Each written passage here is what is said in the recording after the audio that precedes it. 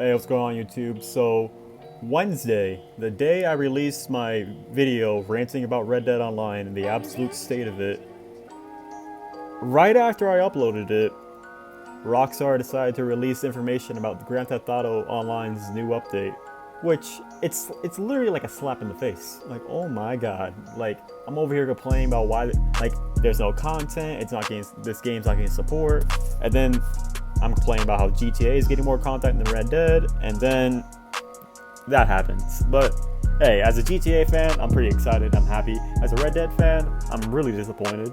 But let's just get into it, get that out of the way. Okay, so basically, I don't want to play the trailer, I don't want to get copyright infringement, but you can look up the trailer yourself. I don't know how many times Rockstar retweeted it, but so the update is actually set in modern times because Grand Theft Auto 5 story mode is set in 2013. Online, it's kind of been wonky what year it's been set in because, you know, some of the dialogue suggests it's being set in current year, others dialogue suggests it's before. But I guess this update kind of confirms, like, hey, you know, this Grand Theft Auto Online is in the year 2021 or modern year or whatever. But yeah, it shows Franklin, and Franklin's actually made a name himself. He has his own company, he's a CEO, and boy's doing good for himself, you know? He got rid of that ass haircut. Maybe Tanisha, well, I don't want to get demonetized. But you get the point. And it looks good. Lamar's gonna make a feature in it, and Dr. Dre, of course, is gonna be in it, which is great. But like, I'm kind of surprised, I'm kind of not surprised that Dr. Dre's in it. I'm surprised because I thought Rockstar couldn't afford to have Dr. Dre in the update, because I thought that little cameo he made in Kyle Perico, I thought, oh, okay, they just had like just enough money just to have him in that 1 minute scene. I'm like, oh, okay. And then for this update, he's actually going to be in more than one cutscene, which is cool, you know. But I really wanted to get into the screenshots that they released on Newswire. I'm not really going to get into the whole, oh, this car was hidden in the trailer. Like, I'm not going to do that because that's pretty lame.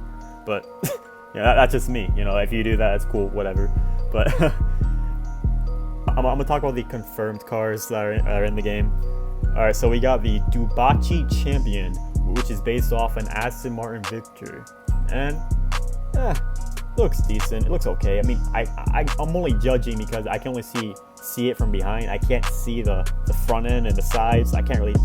I mean, granted, I can look up a picture of what an Aston Martin Victor looks like, but at the same time, Rockstar they slightly edit the car to make it look like their own car, you know, so they won't get sued.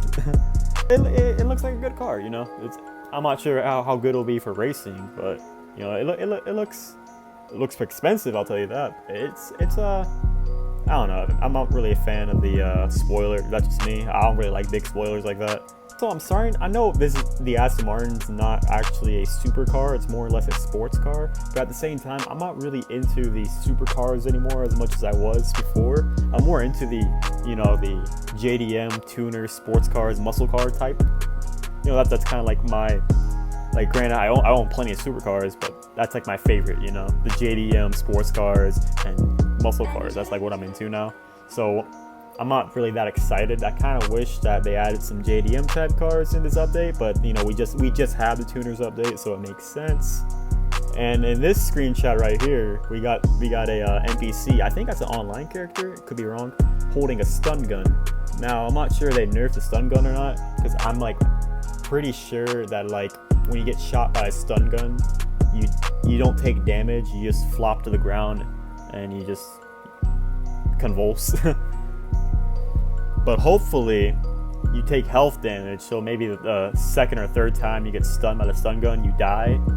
Instead of some griefer just coming up to you, it just stuns you, and then you're just like doing the worm on the ground for 20 minutes, which would be really irritating. That's like almost as bad as Red Dead when they have the lasso and they can just stand over your body. But at least then you can kill yourself and you can just reset your character and spawn somewhere else and hopefully get away from the person that's lassoing you. But I don't know, I'll see Rockstar adding that kind of mechanic. So let's hope that's actually nerfed and like you take health damage, but I don't know how I feel about that. I really don't. And then last for this screenshot, we got the Armory.